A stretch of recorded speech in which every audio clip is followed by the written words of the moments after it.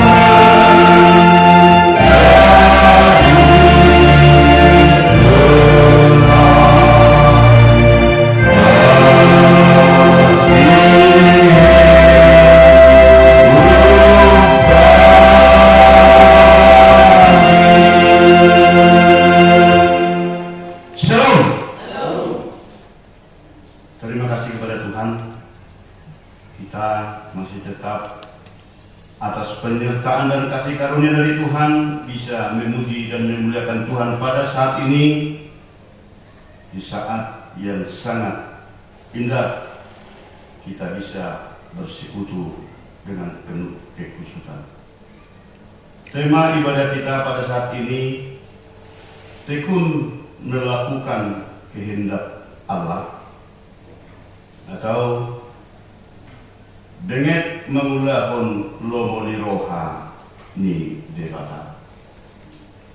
Secara pribadi, amang inang, saya tersentak dengan tema untuk ibadah kita saat ini, karena di dalam bahasa Batak merupakan suatu nama yang familiar, terkhusus secara keluarga. Alana siakangan nina tuwe mergoar si benget. Jadi goar na sangat familiar doon Bahkan saya telepon narakai warni amang situasi rai asa amang menyampaikan khotbah saya rana sedek-dekan ema merujuk ngulu siakangan ni nadua-duai nama goa abang sidene. Tetapi karena di dalam ibadah kita saat ini di dalam bahasa Indonesia berarti kata-kata bring it on identik diterjemahkan di dalam bahasa Indonesia tekun atau sabar.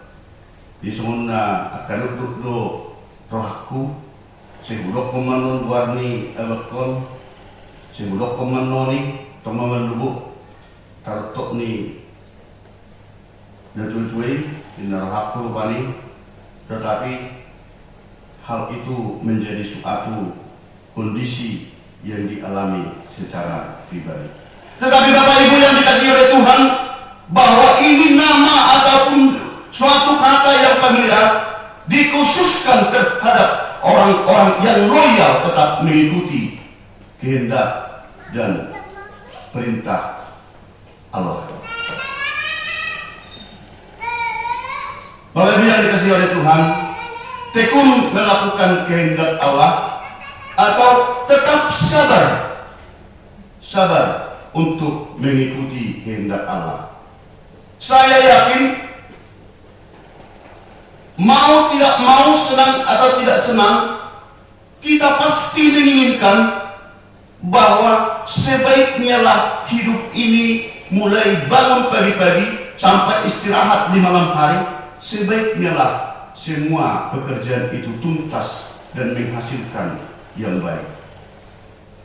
Saya yakin semuanya kita mendambakan atau menginginkan sebaiknya lah jangan ada kerugian di saat kita berjualan. Sebaiknya jangan ada sakit hati ataupun kemelut di dalam pemikiran. Jangan ada problem ke tetangga. Jangan ada problem ke keluarga. Saya yakin semua kita mendambakan seperti itu, termasuk orang tua. Tidak ada niat orang tua bagaimana supaya anaknya itu tadi membangkang terhadap orang tuanya. Setiap orang tua pasti menginginkan agar si anak ini mengikuti perintah orang tuanya dan sebaiknya supaya takut akan Allah. Tetapi apa boleh buat? Kenyataan yang terjadi, hal-hal keinginan manusia ciptaan Allah itu tadi tidak selamanya menjadi seperti itu yang dirasakan oleh makhluk ciptaan Allah. Termasuk tidak semua seperti itu yang dirasakan oleh kita yang berkumpul dan beribadah di gereja ini. Bapak Ibu yang dikasihi oleh Tuhan, sudah melebihi setengah abad sesuai dengan waktu yang diberikan Tuhan kepada saya untuk menjalani hari-hari ini. Sudah lebih 50 tahun saya selalu melihat dan mengamati mulai dari kecil sampai sekarang, kenapa pohon bambu tidak pernah roboh? Kenapa tempat atau bambu yang tumbuh, serumpun bambu itu tadi tidak pernah sampai tenggelam? Sekuat apapun angin, sekuat apapun topan, bangunan yang begitu megah, rumah yang begitu kokoh, pohon mangga yang begitu bagus, yang begitu besar, pohon pisang yang begitu kuat, dan pohon pete yang begitu besar, semuanya ada yang merasakan patah mematah di saat angin berhembus dengan kondisi yang kuat. Sehingga saya terpikir, Bapak Ibu, mengapa pohon bambu ini, serumpunan pohon bambu ini tidak pernah tumbang, tidak pernah roboh, berbeda dengan pohon-pohon yang lain. Sehingga Bapak Ibu, saya cari tahu apa dasarnya, apa yang membuat pohon bambu ini tidak pernah tumbang atau patah.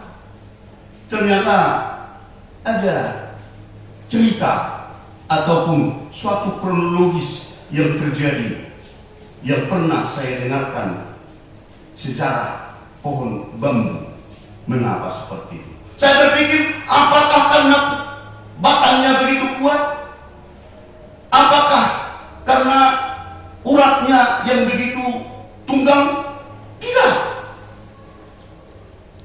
Kalau kita lihat, tidak begitu kuat. Bahkan pohon bambu itu tadi di tengah kosong. Tetapi apa yang membuat kok pohon bambu itu tidak pernah roboh? Seperti yang sudah saya bilang tadi, dimanapun kuatnya angin atau topan yang berhembus, tidak pernah pohon bambu itu jadi roboh. Apa yang membuat, Bapak Ibu, ada suatu kisah yang terjadi ternyata di negara luar. Suatu saat orang tua petani, orang tua ini pekerjaannya adalah bertani, untuk kebutuhan pertaniannya pergilah orang tua ini untuk mengambil bambu ke suatu tempat di hutan.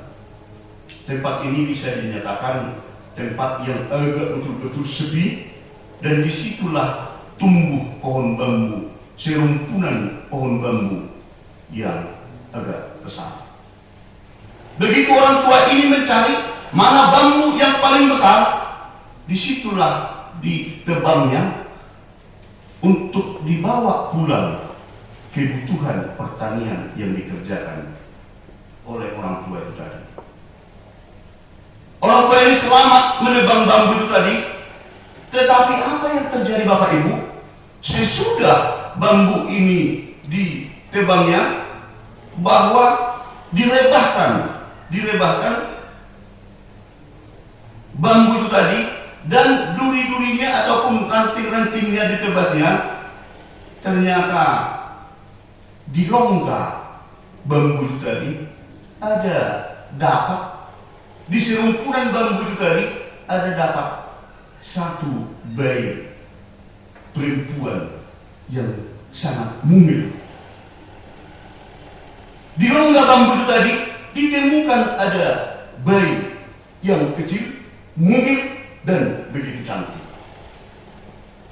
Jadi kalau kita bayangkan sekarang, kalau kita merasakan yang dirasakan oleh orang tua ini tadi, begitu selesai ditebas, diambil ranting-ranting dan daun-daunnya, dia mau angkat bambu tadi. Ternyata ada nampak di situ satu bayi mungil perempuan yang sangat-sangat cantik.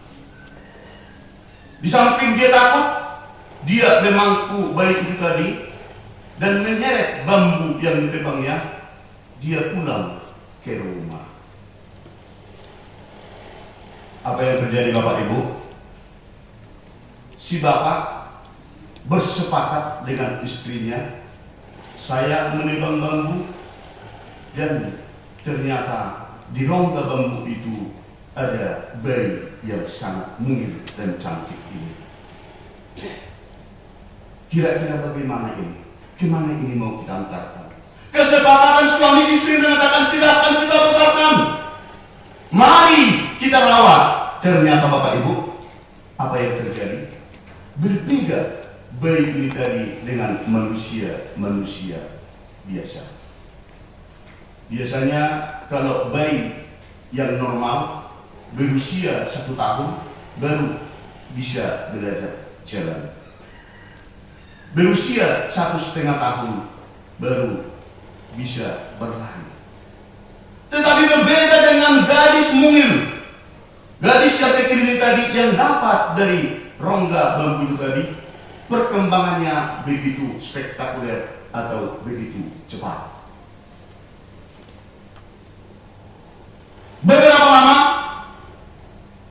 bayi mungil ini tadi dibesarkan oleh orang tua PKL itu tadi, dan langsung cepat dia melangkah menjadi seorang anak gadis.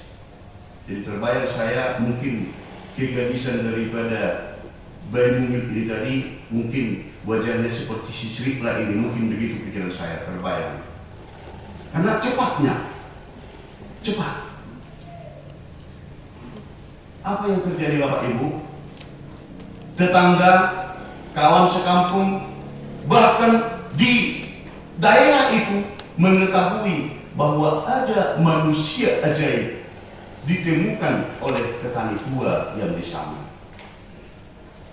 Orangnya begitu cantik, orangnya begitu baik, dan orangnya begitu cepat perkembangan dan penuh dengan adat. Datang raja, diperintahkanlah ajudannya, silahkan temui itu ada anak gadis yang di rumah petani tua. Dibujuk bahwa anak gadis ini tidak mau. Disuruh lagi beberapa orang dan disuruh oleh nenek tua itu tadi supaya pergi ke tempat kerajaan, dan di situ nanti kau akan dipergunakan raja sesuai dengan keinginannya. Ternyata si gadis ini tadi tidak mau. Karena sudah beberapa kali disuruh oleh raja menjemput bayi tadi, tidak mau, maka diperintahkan raja lah beberapa puluh orang untuk menjemput paksa bayi yang ada di rumah petani tua itu tadi. Mendengarkan itu Bapak Ibu, mendengarkan itu tanpa diketahui oleh siapa. Karena orang tua, nenek yang tua itu tadi mendengarkan itu dan diberitahu terhadap gadis yang ada di rumahnya, maka di malam hari lari langsung pergi si gadis cantik ini tadi ke hutan. Sesuai dengan informasinya Bapak Ibu, kembali lagi dia ke rongga bambu yang ada di hutan itu. Dan itulah yang diberikan nama, mereka memberikan nama ini terhadap gadis yang cantik itu tadi, atau bayi yang mungil itu tadi. Itulah yang dikatakan itu putri bambu. Dan kisah ini katanya sesuai dengan sejarah, sesuai dengan yang saya dengarkan dari informasi beberapa hal, dan yang saya baca melalui beberapa buku, bahwa ini kejadian kronologis yang terjadi di Tiongkok, di negeri Cina. Maka sampai sekarang, kalau orang Cina dan orang Jepang, betul-betul mereka itu begitu mengagumi bambu yang menjadi suatu tradisi yang ada di negeri Tiongkok dan Cina. Kembali Bapak Ibu, apa hubungan dengan tema atau khotbah kita di saat ini? Bapak Ibu yang dikasihi oleh Tuhan, mengapa bambu itu tidak mau roboh dan tidak mau terbongkar langsung walaupun topan dan angin begitu kuat? Ternyata bambu walaupun angin begitu kuat, dia mengikuti alur. Tidak seperti pohon-pohon yang lain, walaupun kencang angin, dia tetap tegak. Dari hantam angin dari sebelah kanan ataupun dari sebelah kiri, tetapi kayu ini begitu ngotot. Tetapi kita lihatlah, kalau bambu, kalau datang angin begitu kencang, dia mau membelok seperti itu, mengikuti alur daripada angin itu tadi, dan tidak sampai tumbang. Ternyata dia walaupun sudah mereng, sudah hampir merata dengan tanah, begitu angin dan topan itu berhenti, besoknya bambu itu kembali lagi tegak dari kondisinya yang merunduk hampir mendekati tanah.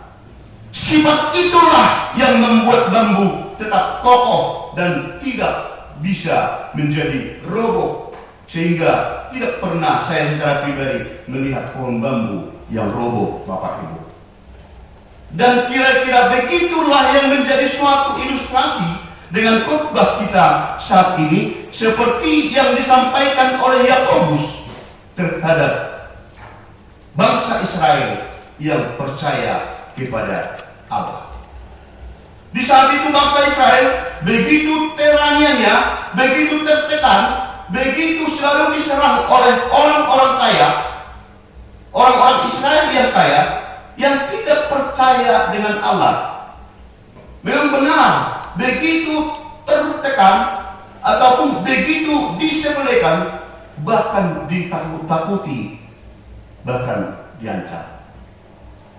Inilah yang disampaikan oleh Yakobus selaku saudara dari Yesus menyampaikan terhadap bangsa-bangsa Israel, supaya karena itu saudara-saudara bersabarlah sampai kepada kedatangan Tuhan. Sesungguhnya petani menantikan hasil yang berharga dari tanahnya, dan ia sabar sampai telah turun hujan musim gugur dan hujan musim semi. Yang pertama sekali, dari khotbah yang kita dengarkan atau dari contoh daripada situasi khotbah kita sekarang, kita diajak supaya menenangkan, supaya mempunyai suatu cara di dalam bahasa asal bengek madalani ari-ari nabi nasahat ni debata, atau supaya tekun, atau supaya sabar menghadapi bagaimanapun rintangan atau bagaimanapun problem yang terjadi di kita sesuai dengan waktu yang kita jalani. Ini yang disampaikan di Yakobus, Bapak Ibu. Makanya menjadi suatu khotbah yang sangat bermanfaat, yang sangat tangguh jikalau kita merenungkan dan memasukkan ini ke dalam hati kita. Di situ. Bagaimana bangku itu tadi tidak bisa roboh, tidak bisa tenggelam, ataupun tidak bisa serumpunan itu tadi hancur dan hangus, karena tingkat kesabaran bambu itu tadi selalu di bawah angin dia mau merunduk seperti ini dan tidak sampai patah. Kamu juga harus bersabar dan harus meneguhkan hatimu karena kedatangan Tuhan sudah dekat. Ini penegasan yang disampaikan untuk meneguhkan bangsa-bangsa Israel, untuk memperkuat iman bangsa-bangsa Israel di saat itu. Dan saat ini Bapak Ibu, Yakobus menyampaikan kepada kita dengan banyaknya problem, dengan banyaknya kemelut, dengan banyaknya pergumulan, dengan banyaknya kondisi yang tidak kita inginkan. Yakobus, firman Tuhan mengatakan kepada kita supaya bersabar untuk menghadapinya. Saudara-saudara, janganlah kamu bersungut-sungut dan saling mempersalahkan, supaya kamu jangan dihukum. Sesungguhnya hakim telah berdiri di ambang pintu. Apa yang terjadi dan kenapa Yakobus mengatakan seperti ini, Bapak Ibu? Saya kembali teringat di contoh yang dibuatkan oleh Yakobus, petani. Bagaimana petani itu menunggu situasi hasil daripada yang ditanam. Petani yang bagaimana yang dimaksud? Saya terbayang waktu masih SD dulu, karena harga kopi begitu rendah di sini Kalang, beberapa tempat semua menebang kopi dan menanam cengkeh. Tidak lama kemudian harga kopi melonjak dan cengkeh yang sudah mulai berbuah itu tadi datang penyakit.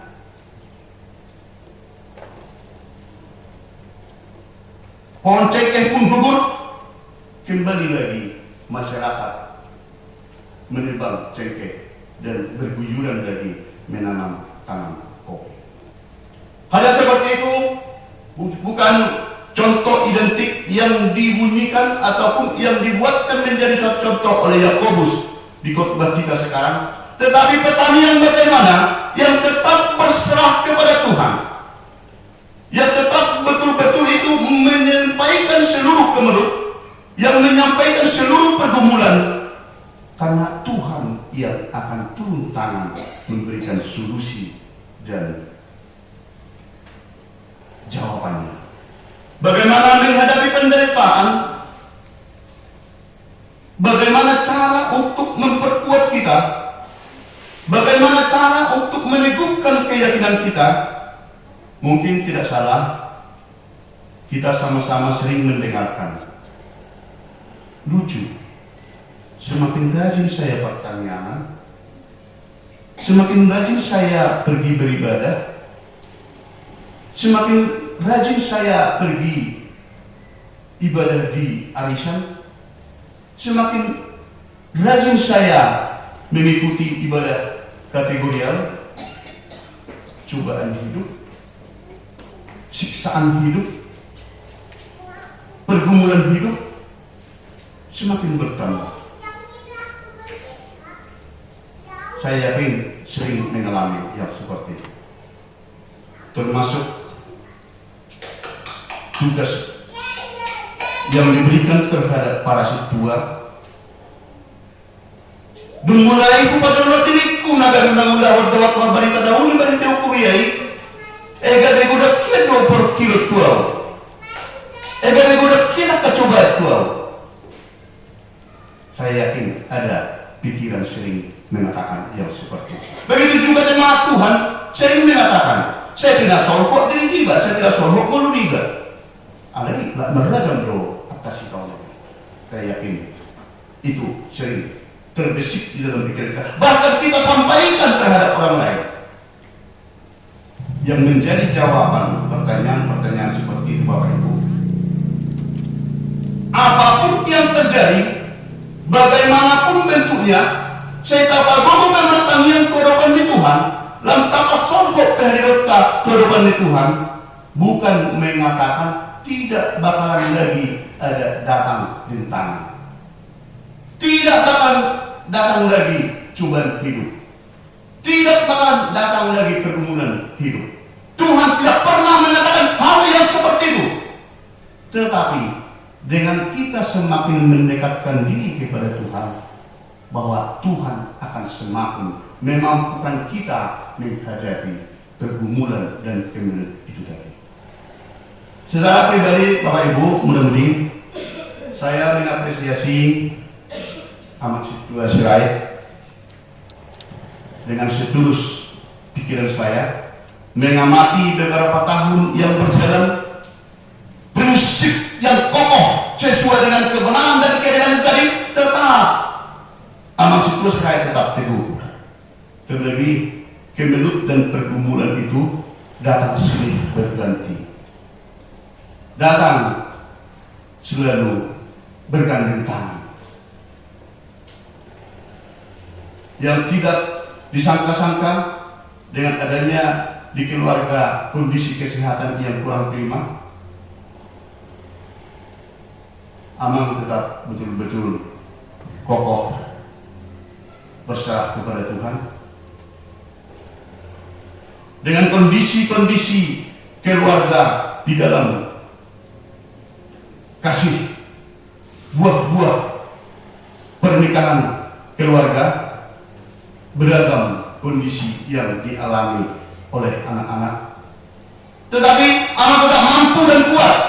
Semuanya diserahkan kepada Tuhan. Begitu juga karena ada dalam perawatan yang sakit, ada hal-hal juga seperti yang kita dengarkan tadi, ada kondisi-kondisi yang mengasah ataupun memberikan buah-buah pemikiran yang harus diajak sesuai yang mana yang harus kita jalani.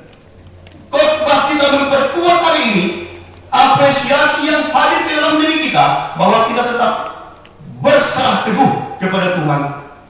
Kalau cobaan, kalau rintangan, kalau pergumulan, kalau penyakit ataupun kemelut di dalam yang bermacam dan tetap akan datang. Tetapi kalau kita mendengarkan diri, mendekatkan diri dan berserah kepada Tuhan, bahwa Tuhan berjanji bahwa Tuhan akan menguatkan kita, memampukan kita untuk menyelesaikan itu. Dan dikatakan Job yang sama kita sudah mengetahui kronologis daripada cobaan yang dihadapi oleh seorang Job, anaknya yang habis, hartanya yang ludes semuanya, bahkan istrinya sudah mempersalahkan dia. Nunga dileai di mana? Tetapi apa yang terjadi dengan seorang Job yang tetap kokoh hanya berserah kepada Tuhan? Tuhan mengembalikan beberapa lipat. Tuhan mengembalikan hal yang sudah dia miliki tadinya, yang sudah dia rasakan tadinya, karena dia tetap teguh kepada Tuhan. Dia tetap loyal, memegang dan memeluk kepercayaannya kepada Tuhan. Maka Tuhan membuatkan Yakobus menjadi suatu contoh di khotbah kita di saat ini. Yang kita rasakan kemelut, hamauan, cobaan hidup, pergumulan hidup, belum apa-apanya kalau dibandingkan dengan yang dirasakan seorang Job. Tetapi Job kuat, Job tetap tegas, dan Job tetap berjalan di dalam prinsip kebenarannya dan kepercayaannya kepada Tuhan. Hari ini khotbah ini menyampaikan tidak ada kata-kata yang lain. Mari tetap berserahlah kepada Tuhan. Apapun kesulitan, apapun kemelut, apapun pergumulan, jangan bersungut-sungut, jangan saling mempersalahkan. Kami mendengarkan di beberapa bulan ada hal-hal yang kurang pas dengan kondisi kebersamaan ataupun rumpunan iman kita yang tetap kuat terhadap Tuhan.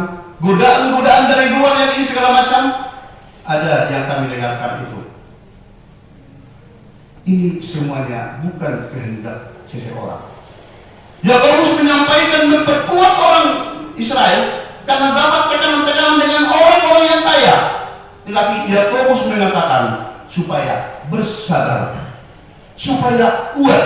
Asa benet kamu mengulahun nomor rohani debata. Itu yang ditekankan oleh Allah, yang ditekankan oleh Yakobus terhadap bangsa Israel. Dan ini pun sekarang disampaikan kepada kita semua. Mari kita semakin merunduk, mari kita semakin merendahkan hati kita kepada Tuhan, agar Tuhan semakin melihat, memampukan kita, menguatkan kita di dalam pergumulan yang bermacam-macam. Saya yakin dan katakan kita yakin bahwa Tuhan akan tetap menyertai kita dan memampukan kita dengan adanya perjalanan hidup yang Tuhan berikan kepada kita. Tuhan Yesus memberkati kita demikian firman-Mu.